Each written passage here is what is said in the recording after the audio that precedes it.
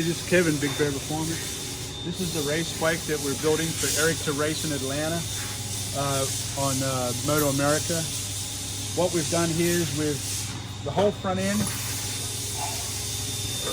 we're not allowed to modify the frame, so what I did is I made these steel pieces that actually bolt into the neck, the original neck, and the neck stem goes all the way through and just locks that. We've got it top and bottom, so we've got two separate shafts for the triple trees. I made a separate shaft up here that screws into this big steel plate that I made, and we did the same thing underneath. So there's two sets of bearings. There's a set of bearings here and two bearings up here. Two bearings for each shaft. So the triple trees are individually preloaded with the adjustments here. So what that does is it allowed me to move the triple trees back, but also to derate the front end down to 23 degrees. And I did the trail calculations with these triple trees. They're reverse trees, but I only reversed them 1 inch instead of 2.2, which is a standard bagger tree. And what that did is it gave us 6 inches of trail, which is going to make the bike handle exceptionally well as far as stability. And it also put our front tire right up against our frame, so the front wheel is right up underneath the front of the bike, which is going to give us a lot of speed when we turn into a corner at the racetrack. So the further back you have that wheel, the faster you can turn into a corner.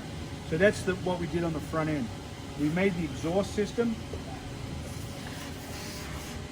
which has got a 2.5 section here and a 3-inch out. We purposely built a longer system to get as maximum horsepower out of the engine as possible.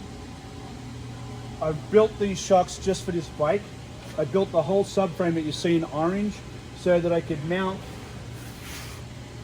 the shock half. If you notice here, you can see that the shock is mounted basically halfway up the swing arm, and the reason I did that is so that the swing arm and the rear axle would have leverage over the shocks. So I increased the spring rate and the valving.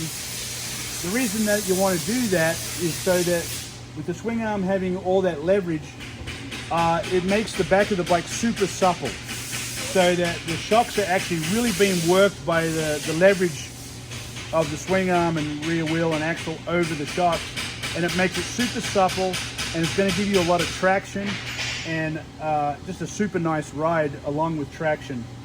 So that's why I changed the geometry, the rear of the bike completely, and we bent the swing arm down to clear the transmission and to give us the ground clearance that we're looking for. We wanted 10 inches of ground clearance between the frame and the ground, and that's what we've done. So we've got big horsepower, 128 cubic inch S&S, all S&S motor that they contributed to the project.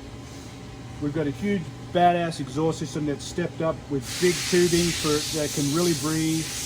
We've got the correct geometry in the front of the bike. We've got correct geometry in the rear of the bike.